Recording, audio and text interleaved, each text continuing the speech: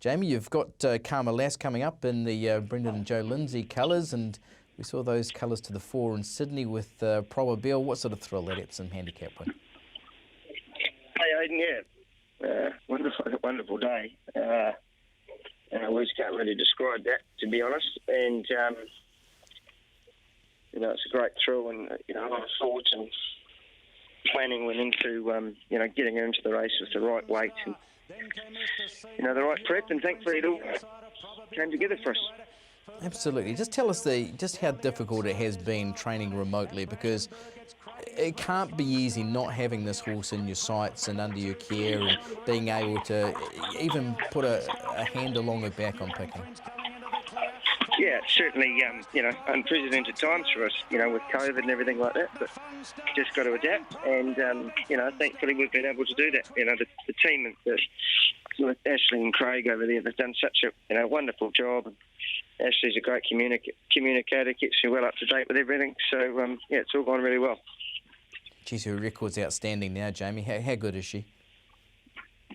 Right up there. It takes a very good horse to win an Epsom. She's a Group 1 winner as a 3-year-old against her own section age in the autumn, and stepped up as a 4-year-old, and has to step up again in 3 weeks' time.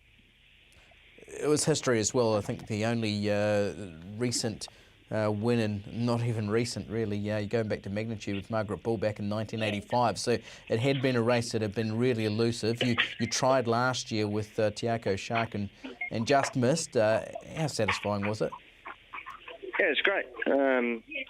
As I said earlier, a lot of thought and planning goes into sort of getting into those races with the right weight. And the handicapper in Sydney been a big help to giving us some good sound advice. And it's always good to see those good mares or geldings go to the races, isn't it?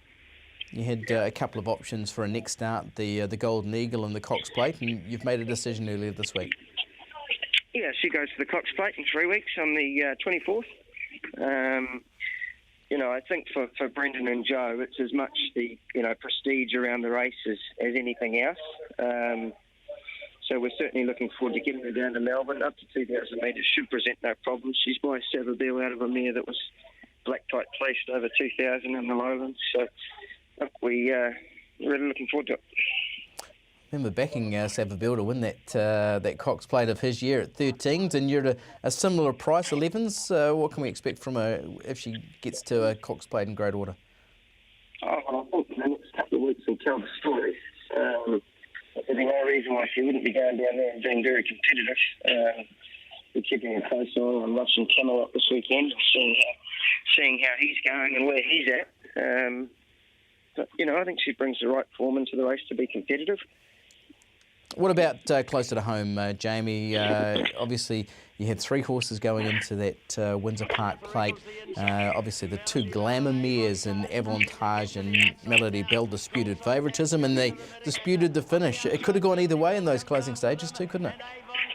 It could have. It probably, to us, it looked like Avantage just about had her measure, but, Melody Bell was a champion and just didn't know when to lie down and shut her nose down at the right time. So it was a wonderful result. Gee, she's a good horse, isn't she? Her record outstanding, and what we saw on Saturday is that she just loves to find that line first. She just loves to win, doesn't she? Absolutely, and she's done things that not many horses can do, and her winning rate is fantastic. So she loves the challenge and loves being a racehorse, and we're just so lucky that she's in our stable. What's her next challenge? She goes to Hastings. They all go back to Hastings, those 3, in a couple of weeks' time. Do that again and see how it plays out. But I think Melody Bell's got a bit of improvement in her. Coming off that little bit of a break and everything in Sydney. So she'll be awfully hard to beat again. Okay, outside those races, just assess for us the 3-year-olds, especially what you thought of Need I Say More and Cornflower Blue. Need I Say More got a torrid run, missed the kick. then was caught wide, 3 and 4 deep the trip. Loomed and just, come to the end of it, the last 50. But I think taking everything into consideration, it's still a very good run. And we push on to the Sarton in 3 weeks. That's Cox Plate Day as well, the 24th. And hopefully draws a bit of barrier and gets away a little bit cleaner and can be up in his usual role of being up near the pace. Yeah, absolutely. A draw will definitely help that. Also in this market, we see Brando. You're going to see that horse on Saturday. It was unbeaten in 4 trials. The trials look okay, especially around the Gold Trail runner-up, who's a horse who you've beaten, a group performer already. What can we expect from Brando this weekend? Looking forward to him kicking off his career at Matamata. He's a colt we've got a lot of time for. He's a good sort. They've paid a fair bit for him at the ready-to-run side. He's got a big pedigree and, certainly looks a horse with a bright future. So he'll run well. He's drawn a nice soft gate. And, hopefully he can kick off his career in good form. Okay, and what about Cornflower Blue? What's the plans with her? So Cornflower Blue, I think she just probably found it a bit firm down there. The track just too firm. There are a number of runners that pulled up pretty scratchy in their action, and I don't think we were the only stable to do that. So hopefully we don't run into that sort of firm track again down there through the carnival. These blokes want to have form for their Cup Week carnival. They need to present tracks where there's a bit of give so horses can race on through their preparations. But she seems to be okay now, and she'll go to Ashburton on Sunday week for the John Grigg or the Barneswood Farm Stakes there. And I think back around the corner and hopefully a little bit of moisture in the track should be a nice chance. At the top of that 1,000 guineas market where Cornflower Blue is at $10 is Miss Aotearoa. When will we see her next? Miss Aotearoa, she goes to the Soliloquy on the 24th. She's going to have an exhibition gallop at Matamata on Saturday. We've just spaced her runs a little bit, and I think that seems to agree with her. She's a lovely big filly that doesn't carry a lot of extra condition yet, so we're just sort of running every 3, 4, 5 weeks. And from Te Rapa, she'll be down to the 1,000 guineas, all going well. I think she's going to appreciate the step up to 14 and appreciate the step up to a mile again. Okay, on Saturday, races at Hawera and Matamata. What can we look forward to from the team on Saturday? So we've got a nice team of runners at both places. Hawera to start.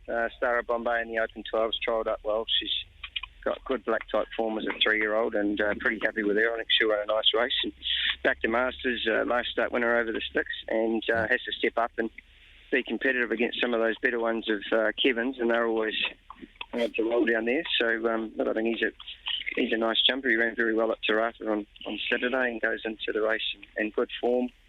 Obviously, we've spoken about Brando at Matamata. He's going well. We've got Burgundy Bell there on the minimum in the Matamata Cup, 1,400. Just thought we'd roll the dice with her, and glad we have. She's worked up well. I think that's a race that she can snatch a bit of black type in. We've got Top Brass with Opion in the 74-12. He's much improved from his first up run at Hastings, where he probably just found the 1,300 a little bit far. Exaltation will run in there with the jockey to be confirmed. Silver Lake's drawn bad in the 1,400 metre maiden. We'll just wait and see what happens with her. And the other one that we've got there is Fashion Shoot.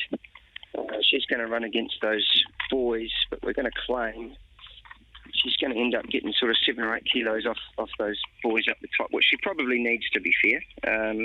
But we want to get a bit of a line on where she's at and how she's going as we possibly look at the Soliloquy and the 1,000 guineas for her.